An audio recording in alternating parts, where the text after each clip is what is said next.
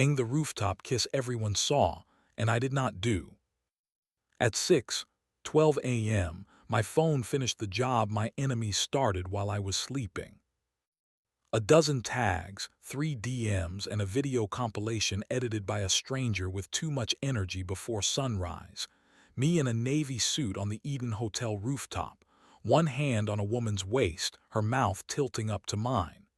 The camera panned in with that smug steadiness phones have learned from drones.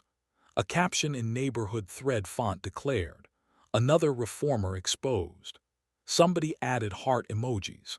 Somebody else added, "Finally." I lay there with the video in my fist and the ceiling listening. Lee sat up beside me and took the phone like evidence. She runs a tiny legal clinic that keeps mothers with mold in their walls from being told to buy candles. I manage other people's fires for a living and keep 4 keys for doors I shouldn't be able to open. Between us, we have a high pain threshold for lies.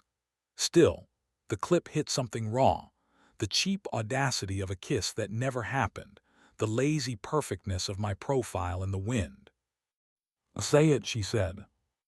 "Honeysuckle," I said, adding the ritual and loving its effect. The room returned to ours. Lee watched again with a prosecutor's quiet. "Her dress is the wrong decade," she said. "Your hand is the right hand, but your nail bed is too neat. The wind is blowing the wrong way for the string lights. And if this was last night at the Eden, it would have rained on your hair." "I was at the Union Hall," I said. "We both were. We left at 11, ate leftovers, and tried to pretend sleep was an ethic." "You snored like a small argument," she said, which is how she forgives me for being human. "Who sent it?" "Unknown number." Then another. Then an email with a link and the line, "For dignity, please refrain from appearing at tonight's hearing. Sable Murmur Labs." Of course it was Sable. Murmur sells shortcuts as strategy and invoices as inevitability. Tonight, the commission would vote on the harbor deck overlay, Verdant's newest trick to reclassify a stack of hotel floors as wellness micro-residences, which counts as housing if you keep a yoga mat under the bed and promise to breathe. Lee had written the memo that made them afraid. I was scheduled to testify about Crown's newest comfort network that harvests data and calls it love. A scandal would buy Verdant a month, and Sable a quote about process. "Jono," Lee said and threw on a sweater, "then the roof." Jono lives above a bakery and keeps forensic software open the way other people keep houseplants alive. By 6:41 he had the clip on 2 screens, one cropped for shame, one expanded for mercy. He dragged a playhead and made the pixels confess. "Good face swap," he said. "Bad physics. See the string lights. Wind says west. Your hair says east. The lens is too clean for last night's drizzle. And this," he zoomed on my jaw, "has a resize halo. Whoever did this upscaled a source that didn't want to be bigger." "The kiss?" I asked, already learning to believe my own mouth again. "Painted," he said. "And the cameraman is in 3 different places at once if you align the crowd reflections. They composited 2 vantage points and called it documentary." Lee pointed to a glint at the edge of the frame. "Crown?" she asked. Jono grimaced. "Crown, crown, crown," he said, and pulled a still. In the far corner, a small box blinked with the smug blue of a vendor that has learned to be ubiquitous. "Comfort node," he said, "pipes the hotel's notion of memory to any app that needs to lie. I can prove the clip came from a stream tagged to the node's Mac and then got sweetened with Murmur's pet tool." "Print it," Lee said. "We're going to the Eden." The Eden is a hotel that learned generosity is a design choice. The lobby smells like oranges and apologies. The concierge smiled his paid smile and called someone whose job title ends in experience. She arrived with a folder and the particular exhaustion of a woman who knows her email will be foiled before lunch.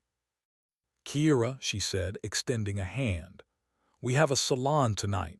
Please tell me you're not here about the salon. We're here about your rooftop, Lee said, and your camera with a crown sticker. Kira looked like someone deciding whether to be loyal to her job or to how her day gets tallied by her conscience. The node is for guest comfort, she said. It keeps the music flattering and the lights remembering. I don't curate people's mouths. You curate who gets to put them on the feed, I said, holding up the still. Someone used your comfort to make my girlfriend an alibi she didn't need. Kira's gaze slid toward the elevator, where a staff badge would solve a day if a day wanted to be solved. There's a back-of-house viewing station at the bar, she said. We'll pretend we're calibrating ambience. We watched last night's stream. 10 minutes of fog, 7 of rain, 1 of someone's bad birthday. At the time stamp of my supposed kiss, the crown feed showed a cluster of umbrellas and a bartender wiping a rail. No blue dress. No me. The hotel's own feed had a glitch. A 3-second blackout followed by a jump that skipped exactly the seconds the internet thought it owned. Gapped, Jono said into the quiet. Murmur pulled from a test stream, dropped a face on a body, stitched 2 vantage points and filled the hole with rhythm. Lee looked at Kira. You host a salon tonight with Verdant at the Sky Lobby, she said. Someone is going to ask the chair to postpone for dignity. Don't say that word. Kira nodded. I'll say no, she said, and I'll say camera log. We'll say vote, Lee said. We killed an hour because the day had to be tricked into letting the morning do its work. Lee pressed me against our hallway and, with the calm of someone seasoned at saving both buildings and men, undid my belt and climbed into me. It wasn't obscene. It was a decision. Her mouth found the hinge under my collarbone. Her hand set rules I was happy to keep. And when she whispered, "Say it," I did. Because the only way to get through a city that lies this well is to keep telling the truth out loud while your body remembers something older and simpler. Honeysuckle. By noon, we were in the chair's office with a packet. Jono's frames, Kira's logs, a 2-sentence affidavit from the Eden's bartender, a Crown integration doc with the ugliest lines circled, partner-triggered warmth events available via simple API, a printout of Sable's DM asking me not to appear for dignity, and a photo of last night's rain pooling on the Eden's string lights like a contradiction. The chair read, breathed once like a woman choosing between fury and usefulness, and said, "We're not postponing for anyone's narrative. Bring your hinge. Bring your proof. If Verdant says process, tell them procedure is only holy when it protects people." We left to get noodles and 10 minutes of silence. Lee put her heel on my shoe under the table, the way she does when she wants to remind me the day doesn't get to own me. "Do you trust Kira?" she asked. "I trust that she likes her job more than she likes any donor," I said, "and that she knows what to do when cameras are asked to lie." "And Sable," she said. "To pivot," I said, "to lose invoice and come back with a trick I haven't met yet." The hearing room was an organism. You could feel the votes before the roll call. Verdant's counsel said vibrant 3 times and wellness twice and landed no blows. Sable leaned against the back wall like a promise you hope to break. Crown's local manager sat on his hands. The chair looked at me, "Mr. Hale." "I am not interesting," I said into the mic.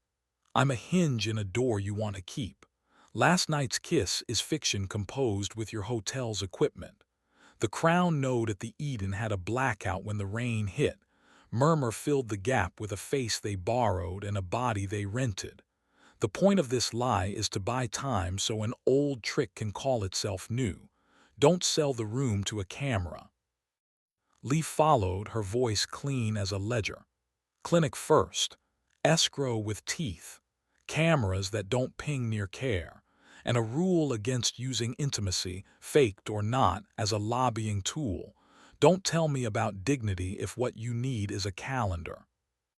Kira did her part exactly. Our logs show the moment in question did not occur, she said. We have reviewed the node.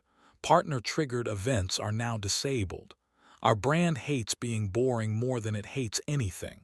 We choose boring. The chair tapped once. She seems small until you remember she owns the word adjourn. We vote now, she said. No salon, no postponement. The overlay failed. The ordinance that should have existed already passed. Escrow lands before any wellness unit gets a tax benefit. Partner-triggered warmth is illegal anywhere public money touches. No cameras within a block of any door-marked clinic. And my favorite petty line enforced by law: no staged intimacy in pursuit of public approvals. After, Sable met us in the alley behind the chamber where dull light makes honesty more likely. She lit a cigarette like nostalgia and didn't offer it. You are spectacularly inconvenient, she said. We are durable, Lee said.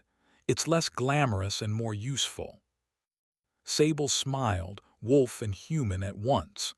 Tell the chair I admire her, she said. Tell Crown's Counsel I admire their survival instinct. Tell Kira she'll hate my next brief but love the lighting plan I wrote for the apology. You could stop, I said. I could, she said, and then what would I be for? Lee stepped closer and kissed me in front of Sable, in front of the camera that someone had placed under the drain pipe in front of the city. It wasn't obscene. It was policy. Sable made a face like respect and flicked the cigarette away. We walked home with our hands in each other's back pockets because rumor likes a parade and we like to own ours. The neighborhood thread had turned from heart eyes to photos of cats, which is how you know a day has forgiven you. We taped Jono's frames inside the cabinet with the other ugly receipts: air tags, door logs, QR invoices, one perfectly folded napkin from a salon we never planned to attend. Not trophies. A map out of future traps. Later, in the blue half-hour the city forgets to price, Lee lay across me and put her ear on the part of my chest that answers questions without words.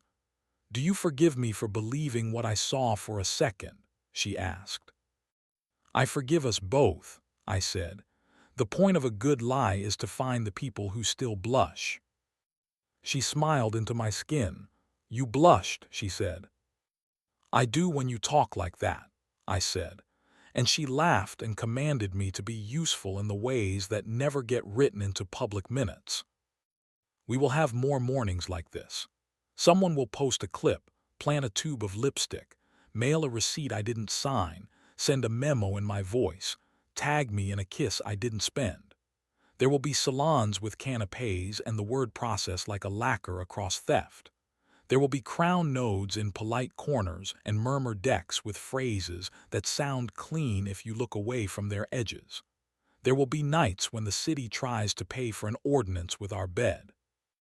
But there will also be the hinge, and a stupid password that makes machines back up, and a woman who rolls out of bed already deciding she is not postponing anything except regret.